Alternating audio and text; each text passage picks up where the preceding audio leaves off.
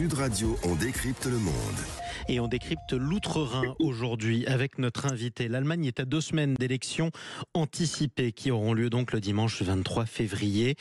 Quel est ce parti qui fait si peur, notamment en Europe, l'Alternative für Deutschland? Qu'est-ce qu'il y a dans son programme? Que pèse-t-il réellement? On en parle avec notre invité Patrick Moreau. Bonjour. Bonjour. Soyez le bienvenu sur Sud Radio. Merci beaucoup de nous rejoindre de si bon matin. Vous êtes historien, politologue et auteur notamment de ce livre « L'autre Allemagne, le réveil de l'extrême droite », ce qui m'amène tout naturellement à la première question. L'Alternative für Deutschland, l'AfD, est-elle un parti d'extrême droite? Oui, incontestablement, mais c'est un parti qui a conçu un programme que l'on pourrait appeler à tiroir. C'est-à-dire que l'AfD a compris que construire un programme monolithique était en définitive un risque. Donc, il y a eu la conception de modules différents qui, en fait, s'orientent en fonction des différents ennemis du parti. Le principe fondamental de ce parti est de désigner les ennemis, en fait, de sa pensée politique. Et donc, on peut découvrir plusieurs strates de communication avec des groupes sociaux différents. En gros, un triple discours, si je vous suis. Oui, c'est véritablement un discours multiple. Alors, on n'aura pas le temps de rentrer dans tous les courants politiques qui sont présents au sein du parti, mais fondamentalement, le courant, je dirais, de communication principal est celui qui est dirigé vers la CDU-CSU, c'est-à-dire une politique de reconquête, de destruction des partis conservateurs et de conquête des électeurs de ces partis conservateurs. Oui, donc on vise la droite. Voilà, exactement. C'est donc une union des droites qui est souhaitée, mais par phagocytage, si vous voulez, des partis conservateurs. Alors, c'est présenté par Madame Alice Weidel, qui est à l'origine une économiste libérale, une femme qui détonne un petit peu dans la société, je dirais, dans le système de pensée de l'AfD. C'est une lesbienne qui vit sans aucun complexe sa sexualité. C'est une brillante économiste qui véritablement a évolué à travers le temps et qui a pris en fait la mesure de la crise du système politique allemand. Et elle a donc défendu l'idée qu'il fallait fondamentalement essayer de gagner les électeurs du champ conservateur. Parallèlement, vous avez un second discours qui est lui aussi très important, ce qu'on appellerait le discours national-racialiste. Dans le parti, il y a 2 ailes. Il y a donc cette aile néoconservatrice, comme on pourrait la définir, et vous avez cette aile raciologique, qui est en fait de loin la formation la plus puissante au sein de l'AfD. Mais elle est devenue très discrète parce que les thèses de cette aile, elle s'appelait à l'origine effectivement l'aile, fait que la communication avec une majorité de la population serait très difficile.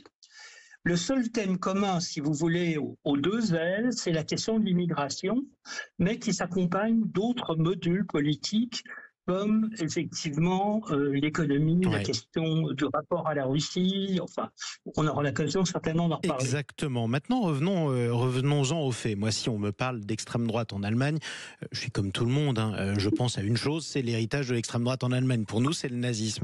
Quel est le rapport de l'AfD, l'Alternative für Deutschland, au passé nazi de l'Allemagne ?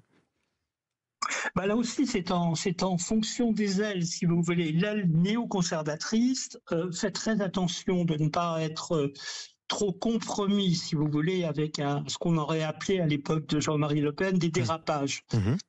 C'est beaucoup moins évident de l'aile national-völkisch, national-racialiste, qui, elle, n'a résolument aucun complexe avec le national-socialisme. Néanmoins, ils sont quand même... C'est-à-dire que il y a une réflexion qui consiste à dire, par exemple, les Allemands d'aujourd'hui n'ont pas de responsabilité sur le passé. Le passé est le passé. Il y a maintenant 80 ans que tout ça est fini. Il est temps d'arrêter, si vous voulez, de passer à autre chose. Cette discussion permanente. Donc ça, c'est important. Oui, c'est important. Mais vous avez un cachex technique aussi, qui est la dimension pro-israélienne du parti. C'est-à-dire que c'est pas du tout un parti antisémite classique. Il y a des antisémites purs et durs au sein du parti, mais l'axe qui est choisi, en fait, c'est pas un débat véritablement sur la Shoah, c'est plus un débat révisionniste, par exemple, qui consiste à dire, la totalité de la SS n'était pas criminelle. D'accord. Ce qui est à la fois vrai et à la fois faux. Oui. Bien sûr. Ce qui rappelle un dérapage de Jean-Marie Le Pen qui expliquait que l'occupation allemande n'avait pas été si inhumaine que ce qu'on a bien voulu dire. J'ai une dernière question pour vous, Patrick Moreau. Quel est le rapport des autres partis, droite comprises, à l'AfD et quelle est sa force de frappe actuellement dans les sondages ? Dans les sondages, ils sont actuellement à 20-21%. C'est énorme. Il y a quand même des bases. Oui, c'est énorme, mais c'est une croissance, je dirais, linéaire depuis maintenant 3 ans pratiquement. En fait, la montée en puissance de l'AfD ne passe pas seulement par la question de l'immigration, même si elle est centrale en Allemagne actuellement.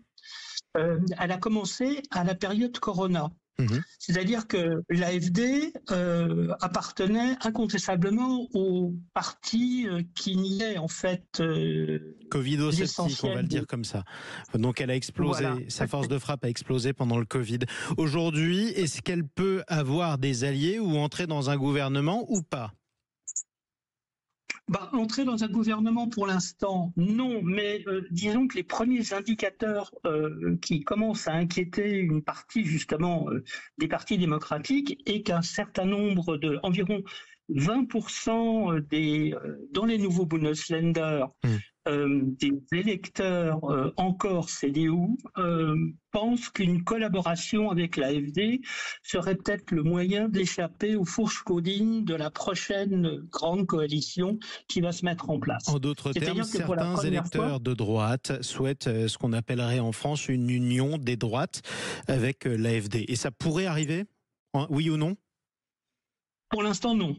Bon. Pour l'instant, non, ce qui ne veut rien dire pour l'avenir, parce que si le système politique connaît une crise gravissime, qu'elle soit d'une nature, je dirais, économique ou qu'elle soit d'une nature politique, c'est-à-dire que l'incapacité d'avoir une coalition stable, à ma foi, un certain nombre de gens penseront effectivement à une politique, soit un gouvernement minoritaire avec tolérance de l'AfD, soit effectivement un rapprochement avec l'AfD. Pour l'instant, on en est vraiment très, très, très, très loin. Mais on va suivre en tout cas cette élection dimanche en 8, si j'ose dire, c'est-à-dire dans 2 semaines, 23 février, élection anticipée en Allemagne. Que pèsera l'AfD dans le nouveau visage de l'Allemagne ? Merci pour cet éclairage, Patrick Moreau, historien, politologue et spécialiste de l'extrême droite et spécialiste, des extrémistes d'ailleurs en général. Je rappelle votre livre, L'autre Allemagne, le réveil de l'extrême droite.